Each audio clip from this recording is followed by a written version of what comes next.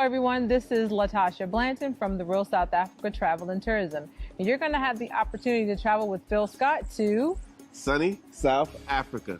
You guys are going to have the opportunity to come to Johannesburg, and you guys are going to be coming to Durban. And we're going to set it up perfectly. It's going to be like a luxury experience for you guys. At the same time, you're going to be getting some culture.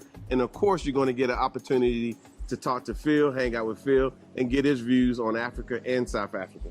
You're also going to get an opportunity to explore the lifestyles here that are available in South Africa. And we're going to do all that for you in an amazing 10 days. We do hope that you go to the website and book, because we do look forward to seeing you here. Absolutely. Our website is therealsouthafrica.com.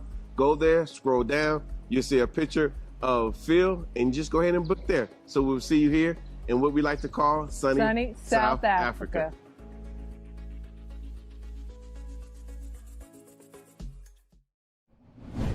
Now, I saw someone post this video on Twitter, and I thought it was very interesting. Now, before I show it to you, I want y'all to pay attention to the dynamics of this particular video, and then come back.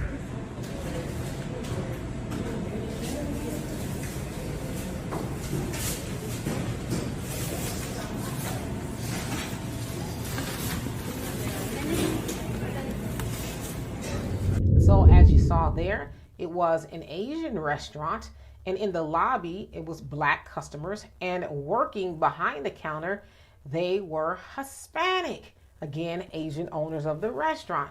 Now, some of you might be wondering, well, why is it like that?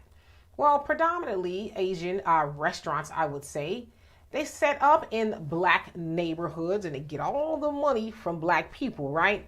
Now, usually it's like a chicken and rice house where they serve a lot of chicken and rice, or whatever.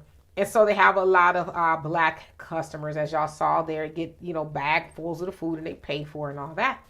Then some of you probably wonder, well, why don't they hire Black people? Why do they hire, Hispanics? Well, there's Hispanic people that live near us, right? Because we know that Hispanics are becoming more of the population here in America.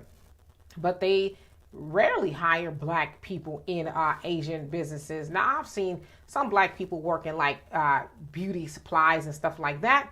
But the Asian restaurants, I don't go to them a lot myself, so I'll be honest with you. But the times that I have gone in the past, I can't recall seeing any Black people working there, whether it was behind the counter, in the kitchen, bussing tables, or any of that kind of stuff.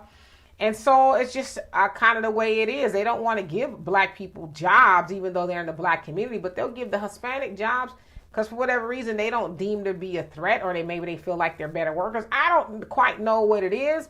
I can't really explain it from an Asian perspective, but I do have questions from a Black person perspective. Why, Black people, if you don't mind me asking you, are you giving them your money and they won't hire people who look like you? Why are you filling their lobbies and lining up at their cash registers to give them money from your Black pocket, but they won't put any of the money that they get from Black people back into the community? Why are you doing that?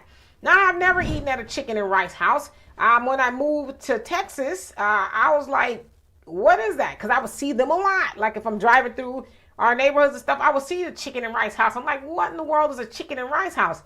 And it was explained to me the way I explained to you. They'll give a bunch of rice and chicken, and you can hardly close the top of the container because they're giving you so much food. And if you like me, I'm like, well, the food is rather cheap from what I understand. Why would they give you a lot of food for nothing?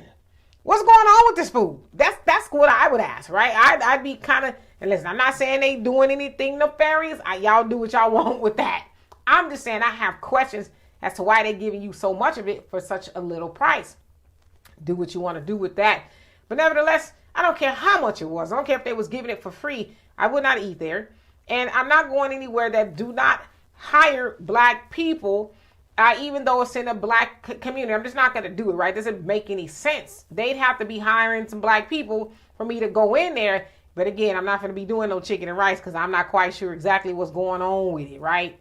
But anyway, that's on us, that they come into our neighborhoods, set up shop, and we go in there and we hand over fists, giving them a bunch of money. As Farrakhan asked, and he said very beautifully, he says, do you think Asians will allow you to go in their community. It's black people, right? We go into their community and sell them egg foo young, or something like that. But we let them come in our community to sell us fried chicken and all kind of stuff that we can do and been doing for years, right? But they set up shop and all of a sudden it's the best fried chicken we done ever ate. And it's like you're lying, because I know your mama and your grandmama and them can fry up some chicken.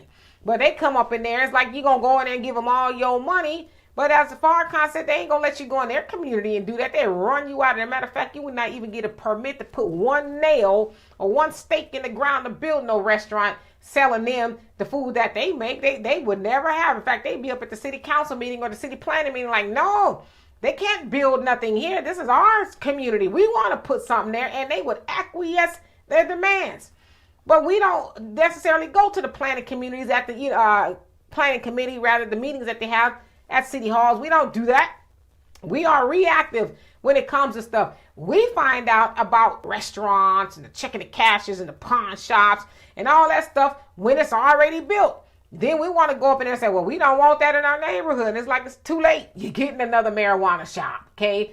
Because the Asians and the white people, they don't want that in their neighborhood. In fact, they were up here and they were very demonstrative. They told us, you better not build no marijuana shop in our neighborhood. We would run you out of office. It'd be last time you up in here. So the city council people like, all right, bet. We're going to put it in the black people neighborhood, because they rarely come up here or, and let us know that we don't want that there and there's going to be some consequences.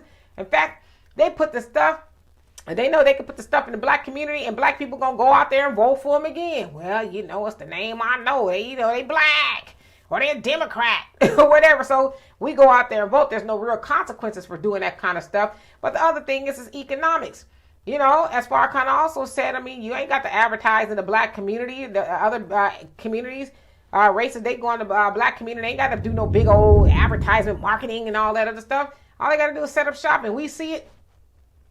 Oh, it's a fried chicken shop. Oh, it's a chicken and rice shop. Let's go on over there and give them all up. They know it's money coming to them without them even having to do anything. They don't even have to sell us quality food in a lot of cases, and we'll be up in there. In fact, they can do us dirty, talk to us crazy, and whatever the case is, and beat up our women, all kind of stuff, and we going to be right back over there. Right back over there giving them all of our money. So that ain't on them. That's on us. Black people, we need to get some sense, at least the sense God gave a cricket, and say, no, you ain't getting no more of our money. We're going to give the money to our own businesses. And until we get some businesses we're able to own and operate and all that, we're going to cook at home. Because I don't really know what's all up in that chicken and rice box like that. So anyway, y'all tell me what you think of that. Before you leave, if y'all could please go over to AfricanDiasporaNews.org and invest in the app that we have built for you. I would love and appreciate you for that. In the meantime, please subscribe to this channel and my channel, The Demetra Kaye Show, here on YouTube.